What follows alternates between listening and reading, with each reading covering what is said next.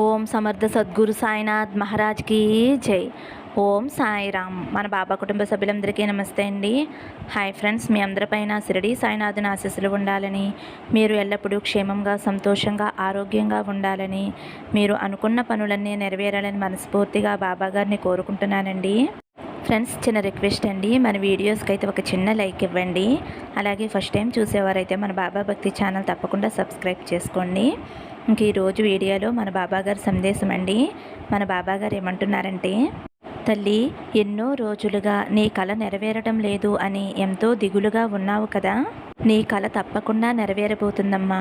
నువ్వు ఊహించిన దానికంటే నీ సాయి తండ్రి ఎన్నో రెట్లుగా నిన్ను అనుగ్రహించబోతున్నాడు. నీ సాయి తండ్రి చెప్పే మాటలను ఆలకించు తల్లి. దేని గురించి అయితే నువ్వు ఎక్కువగా బాధపడుతున్నావో, దేని గురించి అయితే నువ్వు ఎక్కువగా సతమతమవుతున్నావో, అందుకు తగినటువంటి అద్భుతమైన వాక్యాలను నీకు ఈ సందేశ రూపంలో అందించబోతున్నానమ్మా. నేను పంపించిన ఈ సందేశాన్ని విని నీ మనసును ప్రశాంతంగా ఉంచుకో తల్లి. నువ్వు ఇక దేని గురించి కూడా బాధపడవలసిన అవసరం లేదమ్మా. నీ కష్టాలు తీరటం లేదు అని, నీ సమస్యలు తొలగటం లేదు అని నువ్వు దేని గురించి కూడా బాధపడవలసిన అవసరం లేదు. నీకు జరిగినటువంటి ప్రతిదానికి నిన్ను బాధ పెట్టిన వారు, నీకు ప్రతి దాంట్లో ఎదురుపడుతూ నిన్ను అవమానించేవారు, నిన్ను ఎగతాళి చేసేవారు అందరూ కూడా నీకు రాబోయేటటువంటి విజయాన్ని చూసి ఆశ్చర్యపడతారు. నీకు వచ్చేటటువంటి విజయాన్ని వారు ఎట్టి పరిస్థితుల్లోనూ ఆపలేరు. వారు ఎన్నో ప్రయత్నాలు చేస్తున్నారు. వారు చేసే ప్రయత్నాల్లో వారు లాభాలు పొందలేరు. నిన్ను అవమానించవచ్చు, ప్రతి విషయంలో అడ్డుపడుతూ ఉండవచ్చు. కానీ నువ్వు మాత్రం శాంతంగా ఉండు, ఓర్పుగా ఉండు. వారి చేసే ప్రతి ఒక్కటి కూడా తెలిసి కూడా బయటపడకుండా ఉండు. ఎందుకంటే వారి వలన నీకు ఏదైనా సరే, ఎప్పుడైనా సరే హాని కలగవచ్చు. కాబట్టి జాగ్రత్తగా ఉండు తల్లి. కాబట్టి వారు నీ ముందు మంచిగా ఉంటూ నటిస్తున్నారు. నీకు కీడు తలపెట్టాలి అని అనుకుంటున్నారు. నువ్వు కూడా అంతే తెలివిగా, జాగ్రత్తగా, ఎత్తుకి పై ఎత్తుగా వాటి నుండి బయటపడేలా ఉండాలి తల్లి. వారికి తగినటువంటి గుణపాఠం తప్పకుండా ఉంటుందమ్మా. బాబా, నాకు చాలా భయంగా ఉంది తండ్రి. అలాంటి వారి నుండి నువ్వే కాపాడాలి. నన్ను ఒంటరిగా మాత్రం విడిచిపెట్టవు కదా బాబా. పిచ్చి తల్లి, నేను నీ బాబా తండ్రిని. నిన్నెందుకు అతి సులువుగా వదిలివేస్తాను చెప్పమ్మా. ఎప్పుడూ నిన్ను ఒంటరిగా వదిలిపెట్టను. నేనెప్పుడూ కూడా నీతోనే ఉంటున్నానమ్మా. కానీ నువ్వే నన్ను గమనించటం లేదు. నువ్వు నన్ను కాపాడాలి తండ్రి అని నువ్వు అన్నిసార్లు అడగాల తల్లి.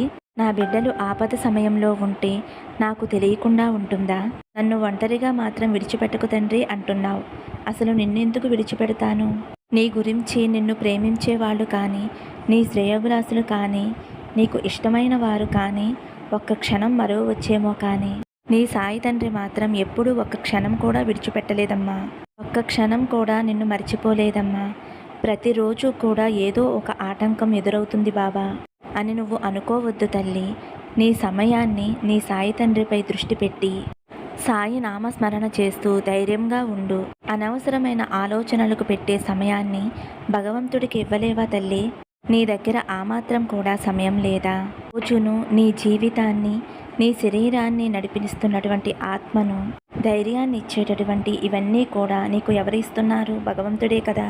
మరి ఇంత ఇచ్చిన దైవానికి మరి ఏది ఇవ్వాలో తెలియదా తల్లి? నిన్ను భగవంతుడు ఏమీ అడగటం లేదు. ఆయన కోసం కొంచెం సమయం కేటాయిస్తే చాలు తల్లి. సమస్యలను, కష్టాలను ఎందుకు ఇస్తారు? అవన్నీ కూడా మీకు మీరే కొని తెచ్చుకుంటారు. సమస్యలైతే మీ కర్మఫలం వల్ల అయితే, కొన్ని అయితే మీకు మీరుగా తెచ్చుకునేవి తల్లి. అవి కూడా భగవంతుడే చేస్తున్నాడు అని ఆయన నిందించటం ఒక మూర్ఖత్వం అవుతుంది తల్లి. పరిష్కారాన్ని మీ ముందే ఉంచుతాడు. మీరు తెలుసుకోవటంలోనే ఆలస్యం అవుతుంది. లేదా మీ కర్మఫలం తీరకపోవచ్చు.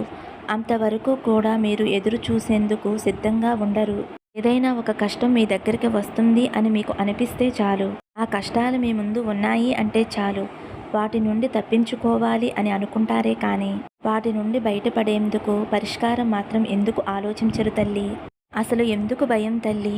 నేను ఎప్పుడూ కూడా తోడుగా ఉన్నాను అనే విషయాన్ని మీరు ఎప్పుడైతే మర్చిపోతారో అప్పుడే మీకు భయం అనేటటువంటి ఒక భావం మీ మనసుకి ఏర్పడుతుంది. కాబట్టి ముందు నీలో ఉన్నటువంటి భయాన్ని తొలగించుకో తల్లి. నిన్ను ఎవరైతే ఇబ్బంది పెడుతున్నారో, ఎవరైతే ప్రతి పనికి నీకు అడ్డుగా నిలబడుతున్నారో వారందరికీ కూడా తగినటువంటి గుణపాఠం నేను చెబుతానమ్మా. కాబట్టి వారితో నువ్వు ఏమాత్రమూ కూడా విభేదం పెట్టుకోవద్దు.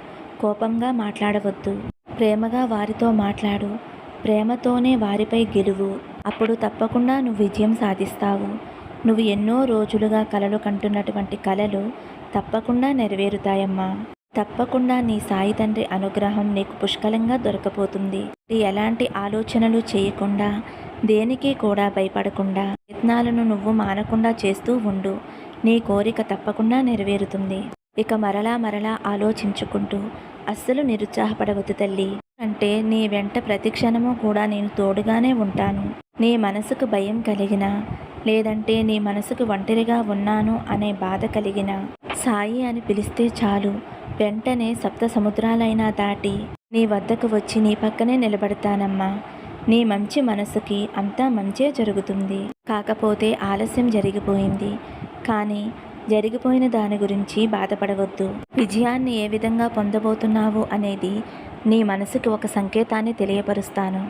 తప్పకుండా ఆ విజయ తీరాలకు నువ్వు చేరిన నాడు ఎవరైతే నిన్ను ఎగతాళి చేశారో, ఎవరైతే నిన్ను బాధపెట్టి ఆనందపడ్డారో వారందరికీ కూడా నీ విజయమే ఒక గుణపాఠం అవుతుందమ్మా.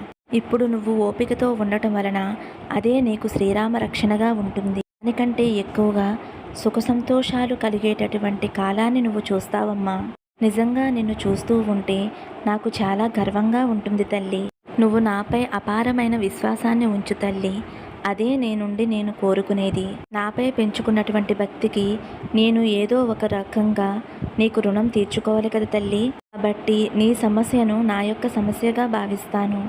మీ సంతోషాన్ని నా సంతోషంగా భావించి నేను మురిసిపోతూ ఉంటాను. నీకంటూ గుర్తింపు లేక చూసేవారికి కొందరికి చులకన కావచ్చు. కాబట్టి అలాంటి వాటి గురించి నువ్వు అస్సలు బాధపడవద్దు. ఆలోచనలతో సమయాన్ని వృధా చేయవద్దమ్మా. అలాంటి వారికి గుణపాఠం కేవలం నీ గుర్తింపుతోనే ఇవ్వాలి. అలా ఇవ్వాలి అంటే నిన్ను నువ్వు తక్కువ చేసుకోవద్దు. భయపడవద్దు. నువ్వు అనుకున్నటువంటి పనిలో నువ్వు విజయాన్ని పొందుతావు అని మరలా నేను గుర్తు చేస్తున్నానమ్మా. నీ కల నెరవేరబోతుంది. నీ సాయి తండ్రి నిన్ను అనుగ్రహించబోతున్నాడు. గుర్తుంచుకో బిడ్డ. ఎందరు నిన్ను ఎగతాళి చేసినా సరే, ఎందరు నీకు కీడు తలపెట్టాలని చూసినా సరే వారి ఆటలు ఇక సాగనివ్వను. వారికి సరైన శిక్ష వేసి బుద్ధి చెబుతాను. కాబట్టి నువ్వు నా మీద నమ్మకంతో ధైర్యంగా సంతోషంగా ఉండు. ఫ్రెండ్స్, విన్నారు కదండి మన బాబాగారి సందేశం. మరి మన బాబాగారు అయితే ఈరోజు మనకు మంచి సందేశం అందించారండి. మన బాబాగారు ఏం చెప్పినా మన మంచి కోసమే చెబుతారు కదండి. మరి మన బాబా అందించిన ఈ సందేశం మీకు నచ్చితే ఒక చిన్న లైక్ ఇవ్వండి ఫ్రెండ్స్. అలాగే ఫస్ట్ టైం చూసేవారైతే మన బాబా భక్తి ఛానల్ తప్పకుండా సబ్స్క్రైబ్ చేసుకుని సపోర్ట్ చేయండి. సర్వే జన సుఖినో భవంతు. సమస్తం సద్గురు సాయినాథార్పణమస్తు. శుభం భవతు. జై సాయిరామ్.